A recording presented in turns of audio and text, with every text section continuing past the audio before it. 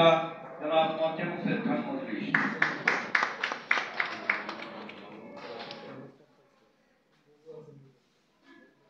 ধন্যবাদ আজকের আয়োজকদের।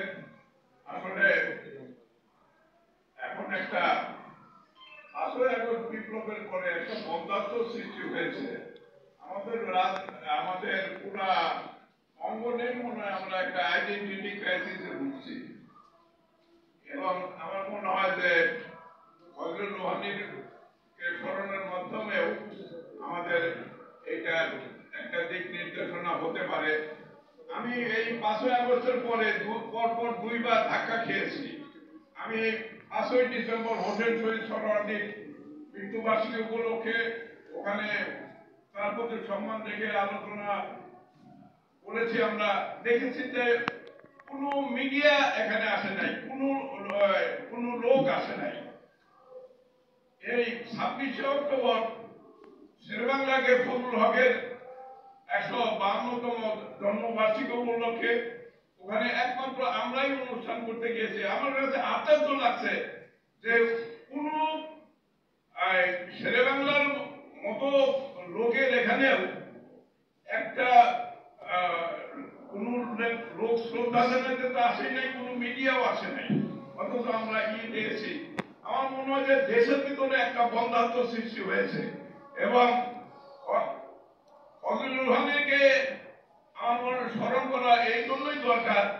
ওই যে 75 সালের ওই যে ঝঞ্ঝা বিক্ষুব্ধ দিনে জিয়া যখন ক্ষমতা নিল, উনিও কিন্তু অ্যাকচুয়ালি মানে ঠিক দিক নির্দেশনা পাচ্ছিল না।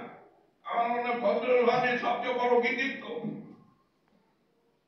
উনি একটা সঠিক ডিরেকশন দিতে পেরেছিলেন এবং যে কারণে যে পরবর্তীতে সংগঠিত হতে পেরেছিলেন। আমার মনে হয় একটা দেশ ও জাতি এটা বহুজনের অবদানের কারণেই সেই জাতি তৈরি হয়, সেই জাতির শিক্ষা সংস্কৃতি পরিচয় হয়। আজকে আমাদের এই রাজনৈতিক অঙ্গনে আমরা ব্যক্তিকে এত বড় করে তুলেছি যে যার ফলে এই যে এখন শূন্যতা, এই শূন্যতা কেন হবে?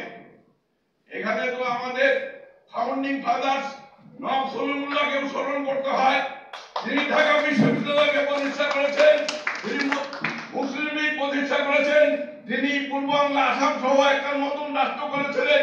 He is the founding father's number 1 এই দেশে।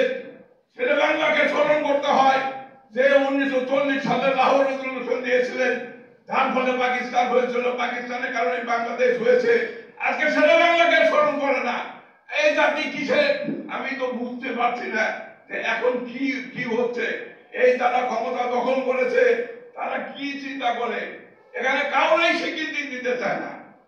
সেইখানে কিভাবে আপনার এই দেশে আবার নতুন নেতৃত্ব সৃষ্টি হবে, নতুন আপনার মনীষী সৃষ্টি হবে, কিছুই বুঝতে পারছি না।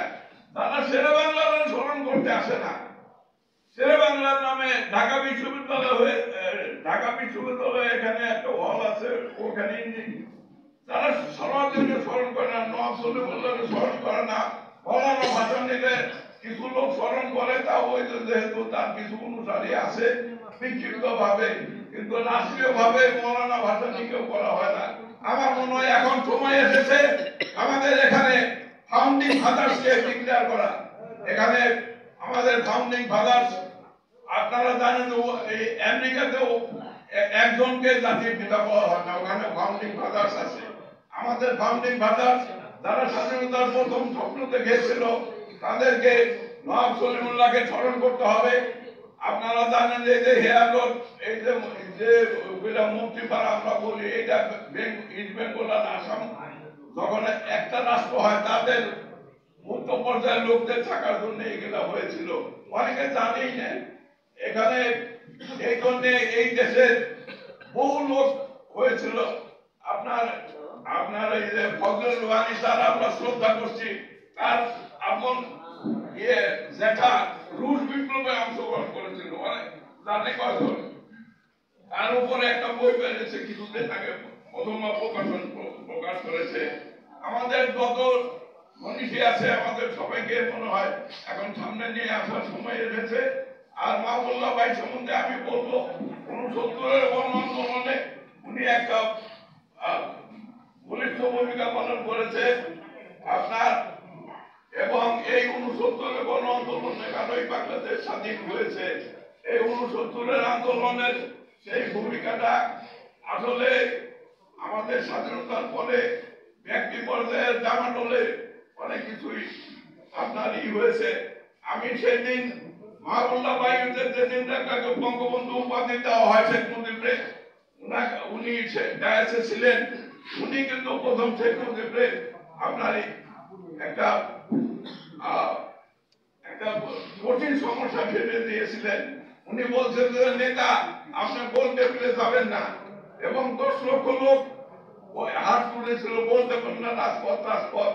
ওই দিনই শেখ মুজিবের ওই চ্যালেঞ্জ মোকাবেলা করতে দেয় ওনার ভিতরে উনি বললেন যে না আমি কেন যাব না, আমি দরকার হলে গোল টেবিলে যাব, আমাদের দাবি প্লেস করব, যদি না মানে তাহলে আবার আপনাদের কাছে আসবো। উনি আবার শেখ মুজিবের উনি আবার ওই 10 লক্ষ লোকরে হাত উঠাইছিলেন। এই যে মাহবুবুল্লাহ ভাইয়ের কৃতিত্ব এটাও অনেকে জানে না। ওই দিনই শেখ মুজিবরে উনি ওনার অগ্নি সুলঙ্গ জাগিয়ে দিয়েছিলেন, একটা চ্যালেঞ্জের মুখে ফেলে দিয়েছিলেন যে যেটা আপনি যাবেন না, বলতে পারেন না রাজপথ, এবং 10 লক্ষ লোক হাত উঠেছিল শেখ মুজিবের বলতে পেরে না যাওয়ার পক্ষে। সেই দিনই শেখ মুজিব বলল যে না কেন আমি যাবো না, আমার ওই 10 লক্ষ লোকরে হাত উঠেছিল। আমার মনে হয় এই 69-এর গণ আন্দোলনের ইতিহাসটাও সামনে আসা দরকার। এখানে এই 69-এর আন্দোলন যদি না হতো তাহলে শেখ মুজিব ওই বললো ওনার নেতার ইয়েতে আমি 1 ম্যান 1 ভোট চাই, আমি প্যারিটি মানি না, এবং এখন ওইটা স্বীকার করার নেওয়ার ফলে এখানে 162 এবং 169টা সিট আসার পরে 167 সিট আওয়ামী লীগ পায়। একমাত্র পূর্ব পাকিস্তানে জয়লাভ করে পাকিস্তানের উনি সিংহাসনের দাবিদার হয়ে ওঠেন। এই 69-এর আন্দোলনের ইতিহাস ভালোভাবে উপস্থাপন করা হয় নাই বলেই আমরা বিস্মৃতির অন্তরে চলে গেছি। ওই তুফাইল আহমদ শুধু স্পোর্টসম্যান ছিলেন, উনি কোন মূল নেতা ছিলেন না, ওনারা মহানায়ক বানিয়ে দিয়েছে। মাহবুবুল্লাহ ভাই আমি মনে করবো 69 আন্দোলনের এই জিনিসটাকে আপনার সামনে আনেন, আমরা আসি। আমি ওনারা ছাত্র ইউনিয়ন করতেন, আমরা ছাত্রলীগ করতাম। আমি যখন ঢাকা বিশ্ববিদ্যালয়ের ছাত্রলীগের সাধারণ সম্পাদক হই, মাত্র 1.5টা হলে ছাত্রলীগের সংগঠন ছিল, সেই সংগঠনকে দাঁড়া করেছি। যে রব পতাকা উত্তোলনের দাবিদার সেই রবের ডাকসু বিপি বানিয়েছি। এখানে ওই যে ইতিহাসের খবরটায় কে কি করেছে এটা দিয়ে তারা বিরাট কিছু হয়ে গেছে। আমি যে পতাকা উত্তোলন করতে ডাকসু বিপি হিসাবে, বিপিটা বানাই লোকেরা সংগঠন বানাইছে। কাজেই এখানে সাধারণ ইতিহাস পাঠ করছে কিসের উপরে? তুমি ছাত্রলীগের সেক্রেটারি হিসেবে পাঠ করছো, ওই জায়গায় যে কেউ থাকলে পাঠ করতে পারতো। কাজেই এই যে আমাদের ইতিহাসের অসঙ্গতি, আমাদের রিয়াল হিরোদেরকে আমরা সামনে আনতে পারি নাই, এই জন্য জটিলতা। এখনো মাহবুবুল্লাহ ভাই বেঁচে আছে, 69-এর আন্দোলনের মতো আমার হাজার আছে, আরো আছে, আমরা আছি।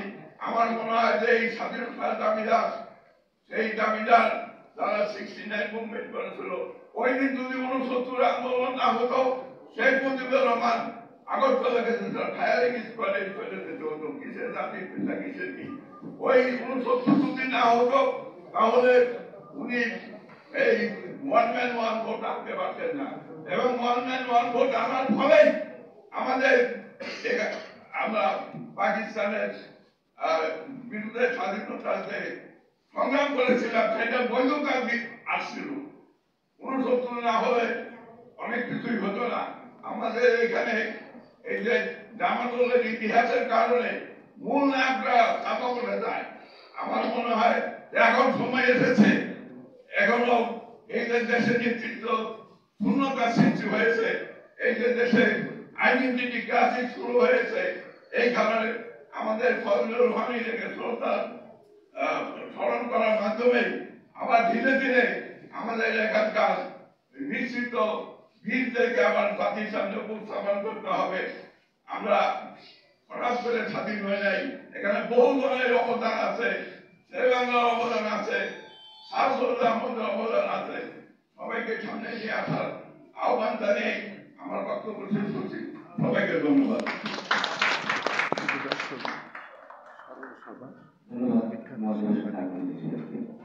এবং অনুরোধ জানাচ্ছি জাতীয় পরিষদের সদস্য সাংবাদিক গাজী মেজাবাইকে। রোহানি ছিলেন এদেশের বিখ্যাত একজন সাংবাদিক এবং যদি কিছু মনে না করেন অত্যন্ত উনি পৃথিবীতে অত্যন্ত নাম করেছেন জনপ্রিয় সাংবাদিক। রোহানি এরা আমার দুই সম্পর্কে আছে। উনি হলেন আমার দাদা রোহানি খালাকে বিয়ে করেছিলেন এবং ফলে জাতীয়তা এটা ওনারা জানতেন, আমরাও মনে করতাম টাঙ্গাইলে আমাদের বাড়ি। তো আমাদের বাড়ির লোক সব হলো কি বলে ইতিহাস বইয়ের মধ্যে আছে, আমার বাংলার সুফি গ্রন্থের মধ্যে পরিচয় আছে। এরা হলো পুরোটাই আপনার ধর্মভিত্তিক। যেটা হলো রোহানির পরিবারের সঙ্গে সম্পর্কিত হওয়ার পরে এরা আবার যেমন কামাল রোহানি আমার নিউজে জনপদে আমাদের বলতেন তো আপনার পায়ে ধরে সালাম করলেন একদম শাহিয়ার। উনি বলতেন যে আরে বেটা তোরা তো আর আমাদেরকে পাত্তা দিবি না, তোরা হলি সব আরো দেশের সৈয়দ সাহেব আমরা এলাম সব অভিনয় করি, এটা করি, তোরা তো আমাদের মানুষই মনে করিস। আমি তো না মানি না, আমার বাবা বোধহয় বাবাকে তখন আপনি ভেসতে দেন তাকে ভক্ত মাতিদের উপর আপনি চালান কেন, তাই আসলে সেটা হলো এখানে আমি একটা ব্যাপারে একটু সংশোধন দিই। কামাল রোহানি বা ফতেহ রোহানি চাচাতো ভাই বলে কামাল রোহানি, এরা সকলেই এদের নামের সঙ্গে একটা টাইটেল যোগ হয়, গিয়াসউদ্দিন আবু ফাতেহ আবু নঈম মোহাম্মদ কামাল খান রোহানি। রোহানি পরিবার আবার একটা বিশিষ্ট পরিবার ছিল। এটা ছিল তারা হলো আফগানিস্তানের, এরা আবার যুদ্ধ করেছিল মুঘলদের সঙ্গে, কিন্তু প্রাথমিক দিকে বহুকাল আগে মুঘল পর্বের প্রথম দিকেই ওরা বাংলা বিহার উড়িষ্যাতে একটা যুদ্ধে এমন ভাবে পরাজিত হয় যে পরাজিত হওয়ার পর তাদের নাম ইতিহাসে প্রায় মুছে যায়। তারা তখন পরাজিত হওয়ার পরে বরিশালে নিয়ে আশ্রয় নেয়। সেখান থেকে আবার আস্তে আস্তে আস্তে তারা ইয়েতে আসে, ময়মনসিংহ বিভিন্ন জায়গায় ছড়িয়ে পড়ে। তবে এরা অত্যন্ত মানে আপনার কি বলবো কবিতা, গল্প, সাহিত্য, অভিনয় এবং ফতেহ রোহানি যার ডাক নাম হলো লেবু আর ফতেহ রোহানির ডাক নাম হলো মন্টু, এটা আপনারা অনেকেই জানেন। তো এই দুই ভাইয়ের মধ্যে কিন্তু মেধাবী ছিলেন হলো মন্টু। একটা জিনিস বলি যেটা আপনারা অনেকেই জানেন যে old man and the sea, যেটা সমুদ্র সম্ভব নামে ফতেহ রোহানি অনুবাদ করেছিলেন, আসলে এই লেখাটা ছিল ফতেহ রোহানি। ফতেহ রোহানি লেখাটা তৈরি করে রাখলেন, হঠাৎ করে তো কিছু টাকার দরকার হয়ে পড়লো, ফতেহ রোহানির লেখা তৈরি করলেন, ফতেহ রোহানির হঠাৎ করে কিছু টাকার দরকার হয়ে গেল। তো দেখে ভারী চমৎকার একটা চিত্রনাট্য, এটাই দিয়ে দিলেন উনি সবাই নামটা লিখে ফতেহ রোহানি নাম দিয়ে। তো সেটা ছাপা হয়ে গেল। ফতেহ রোহানি দেখে বললো ভাইয়া এটা করছে বড় ভাই, ঠিক আছে করুন, বড় ভাইয়ের নামে চলুন। এই হলো দুই ভাইয়ের সম্পর্ক। কি পরিমাণ মেধাবী লোক যে আপনি চট করে একটা অনুবাদ করে ফেলেন, চট করে একটা লেখা লিখে ফেলেন, এইটুকু আমি বলবো। আর পরিবার সম্পর্ক তো আপনারা অনেকে বিশেষ করে যারা ঘনিষ্ঠ, আপনাদেরকে আর বিরক্ত করবো। ধন্যবাদ।